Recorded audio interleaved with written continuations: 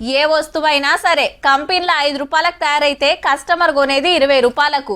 డీలర్లు హోల్సేల్ దుకాణాల కమిషన్ చూసుకొని ఆడికెళ్ళి చిల్లర దుకాణాలలో అమ్మేటోళ్ళ లాభం, సెంటర్ స్టేట్ ట్యాక్సులు అన్ని కలిపి లెక్కేసుకొని వస్తువు మీద గింత అన్ని రేటు పెడతారు. మనం గంతే పైకం ఇచ్చి తీసుకుంటాం.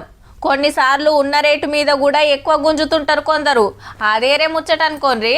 కానీ ఇవాళ రేపు రేట్లు పెరుగుడే తప్ప తగ్గుడన్న ముచ్చటనే లేదు.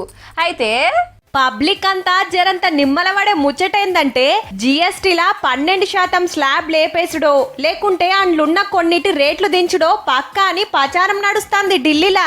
గండ్లుండే వస్తువులు ఏవంటే పేస్టులు, కుక్కర్లు, వంటరల వాడే స్టీల్ సామాన్లు, ఉడుకు నీళ్ళిచ్చే గీజర్లు, వాషింగ్ మిషన్లు, చెత్తిర్లు, కుట్టు మిషన్లు, సైకిళ్లు, రెడీమేడ్ బట్టలు, చెప్పులు, పెన్నులు, పెన్సిళ్లు, ఎండు పండ్లు, ఫోన్లు, కంప్యూటర్లు, టైల్స్, వ్యవసాయ పనిముట్లు ఇట్లా అన్ని సుతా దినా మక్కరవడేటియే.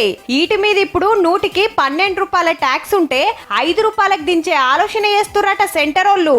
అంటే 7 రూపాయల ఫాయిదా.